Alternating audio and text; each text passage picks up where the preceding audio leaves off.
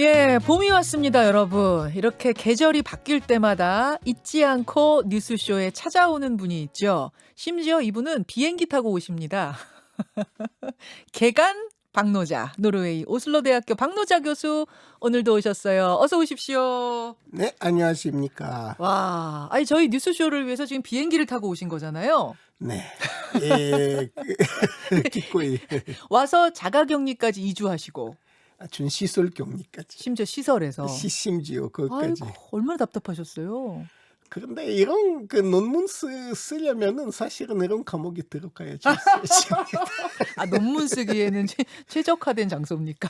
그러니까 돈 들여서 차라리 감옥 하나 만들고 다행히 이번에는 한국에 방문하셨다가 또 돌아가셨는 게 아니고 한 8월까지 쭉 머무신다고 네, 들었어요. 제가 지금 여태까지 비판해온 서울대학의 구성원이 되어서 거기에 규장각 초빙연구원으로 있습니다. 아, 서울대학교 규장각 초빙연구원으로 네. 한국에 이번엔 오셔서 한 8월까지 쭉 머무신다고. 네, 그렇습니다. 그렇습니다. 아유, 또 오랜만에 반갑습니다. 반갑습니다. 한국인보다 한국을 더 잘하는 외국인 박노자 교수의 눈으로 보는 세상, 우리 사회.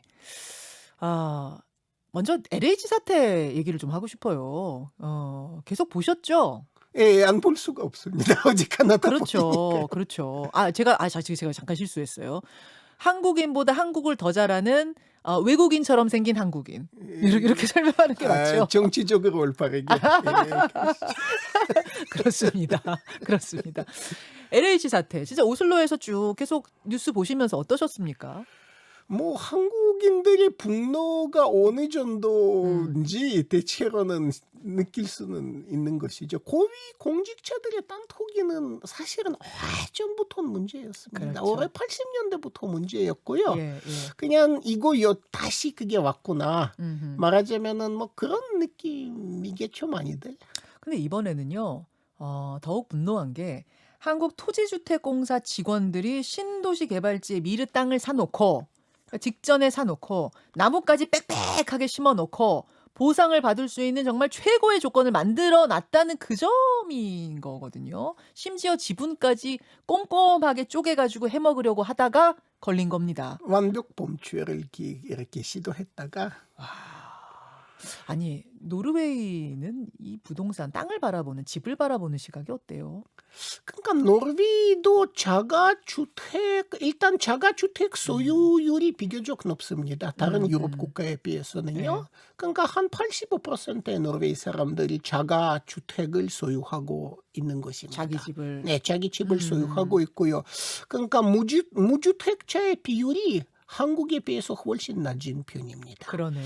그런데 왜 그렇게 되는가 하면은요, 정규직만 되면은 바로 은행 가서 융자를 받아갖고 바로 집 사면 되기 때문이죠. 대출을 막 해줘요. 막 해줍니다. 정규직만 되면요. 그런데 대부분은 정규직이기 때문입니다. 대부분은 정규직. 그러니까 노르웨이에서는 비정규직 비율이 9%밖에는 안 됩니다. 대한민국은 37% 정도 되는데. 비정규직 비율이 9%밖에 안 그렇습니다. 됩니까?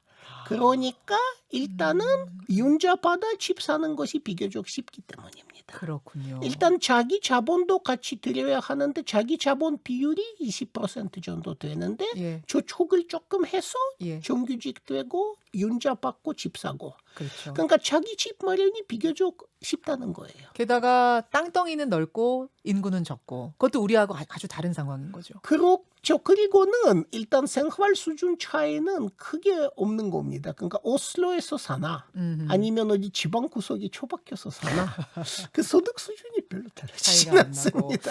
또 우리나라 사람들 뭐 우리나라에 대해 한국에 대해 워낙 잘 아시니까 집에 땅에 집착하고 그냥 뭐 살고 있는 집 정도가 아니라 그걸로 투기를 하고 뭐 어떻게든지 그거 갖고 어떻게 돈을 좀 만들어 보려고 하고 이거 보면 어떠세요? 그러니까 이거는 사회로서 집단 자살로의 길 같아요. 네? 집단 자살로 가는 길 같습니다. 왜냐하면은요, 엄청난 국부를 비생산적인 부문에 다 투자하는 거지 않습니까? 하하. 그러니까 결국에는 국부가 비생산 부문이 집중됐다가 이거는 투기 수요로 이렇게 피라미드가 올라갔다가 마블이 터지는 겁니다. 그러니까 일본에서 어떻게 되는지 보시지 않으셨습니까? 그러니까 이 길로 가는 것이죠. 집단 자살입니다. 집단 자살로 가고 있는 것 그러니까 같아요. 경제적으로 집단 자살에 가깝죠. 경제적인 왜냐하면은 엄청난 자본을 비생산화시키는 것이에요. 그러니까 이 돈을 만약에 예를 들어서 신기술 개발이라든가 친환경 기술 개발이라든가 로봇 개발, 뭔가 인간들한테 도움이 되는 일에 투자했거나 아니면은 세금으로 진수해 갖고 재분배해서 예를 들어서는 노동 시간을 줄였거나 그렇게 하면 좋았을 텐데. 참 왜 그럴까라는 생각, 어쩌다가 이렇게 됐을까라는 생각이 드시는 거예요. 그렇죠. 그러니까 그만큼은 일단 부자들한테 여유 자금이 너무 많습니다. 세금을 너무 안 내는 거예요. 일단 한국은 세금이 사실은 너무 가볍습니다. 아니 세금 우리 많이 문다 이런 얘기들 하는데 국제적으로 봤을 때 예를 들어서는요. 부동산에 대한 보유세는 만약에 부동산 총가 가격 천액에 비해서 부동산 보유세 총세액의 비율을 보면은요. 대한민국은 0.16%밖에 안 되고요. 그거는 예컨대는 OECD 평균에 비해서 절반밖에 안 됩니다. 그러니까 보유세가 지금 세금 폭탄이다 뭐다 하지만 다른 나라에 비하면 가벼운 편입니다. 그렇게 보시는군요. 그 부자들이 돈이 여유 자금이 너무 많고 비생산적인 집 사는데 계속 투기를 하고 있다 그 말씀이신 거예요. 자, 그렇게 LH 사태에서 이제 한 축이 부동산 문제라면 또 한 축은 윤리의 문제예요.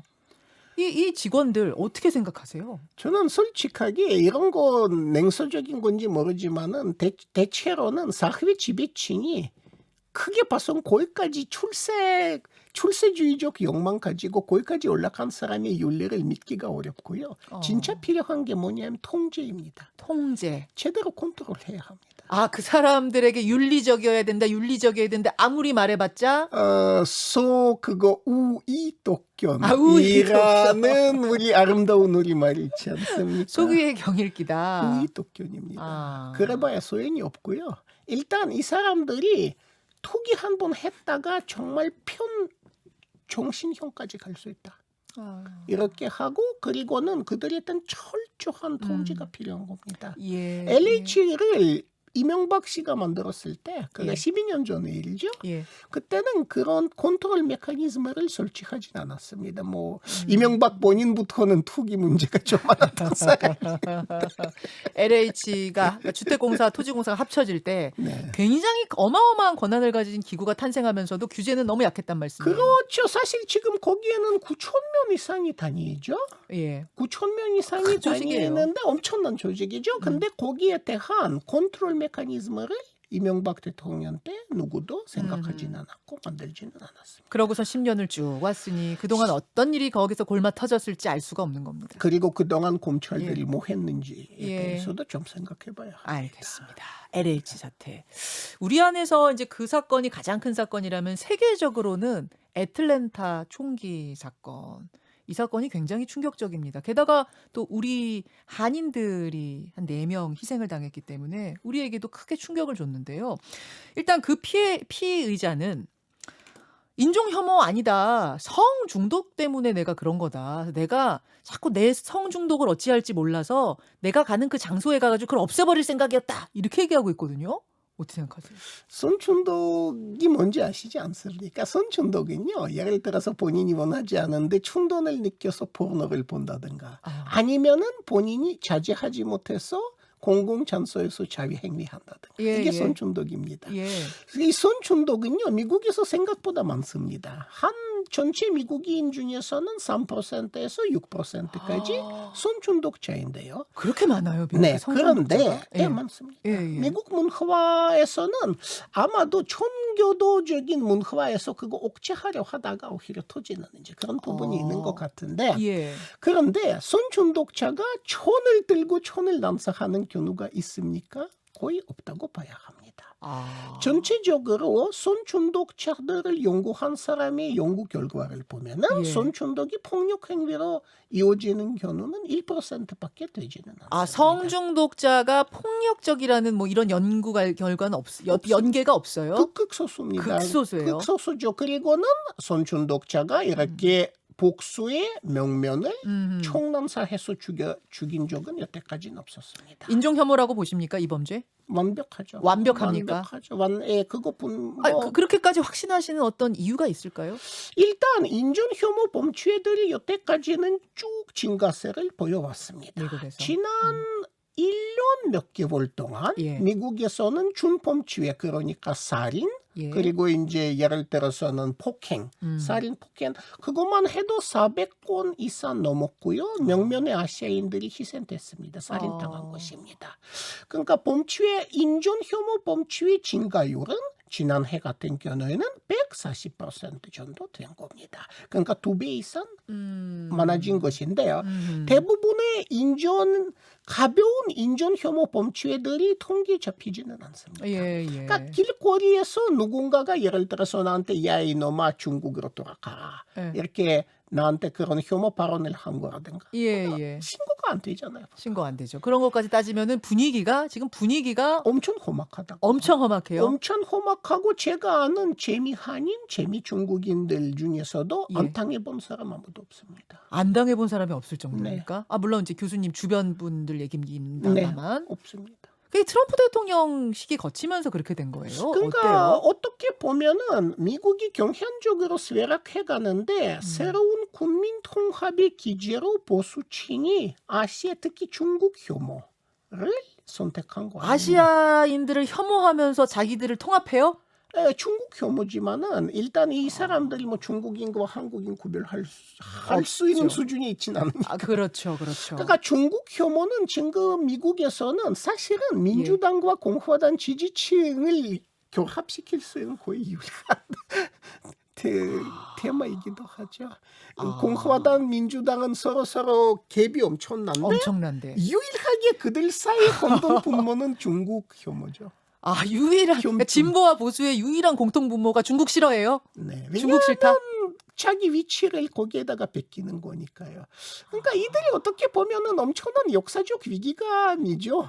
중국은 세계 경제에서는 가장 큰 존재이었습니다. 한나라 때부터는 한아편 전쟁까지. 그렇죠. 그리고 그 다음에는 구미 세력들한테 그 위치를 뺏겼는데 서양인들한테. 지금 어떻게 보면은 8년이 지나면은 중국의 GNP는 세계에서 가장 크게 나타나리라고 봐야 합니다. 하하. 이제 8년이 지나면 미국이 더 이상 세계 최대 경제가 아닐 것입니다. 그렇게 보세요?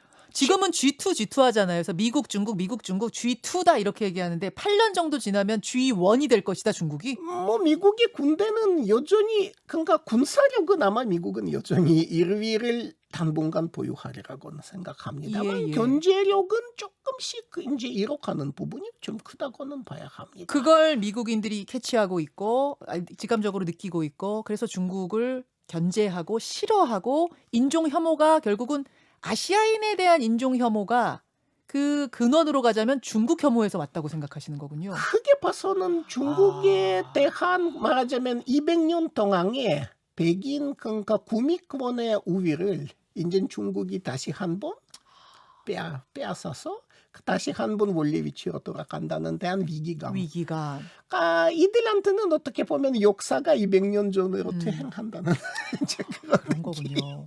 그러면 우리는 그거 중국 혐오에 유탄 맞고 있는 거예요? 한국인들 뭐 다른 동양인들은? 뭐 그렇게 봐야죠. 그렇게 봐야 되는데 문제는 거기에다가 미국은 전체적으로 보수층 보면은 얌전한 보수, 중간 보수의 비율이 조금씩 줄고 극우들이 좀 더 커지고 전체적으로 사회가 위기에 빠지면 빠질수록 파쇼와 경향 비슷한 게 나타나는데 파쇼화.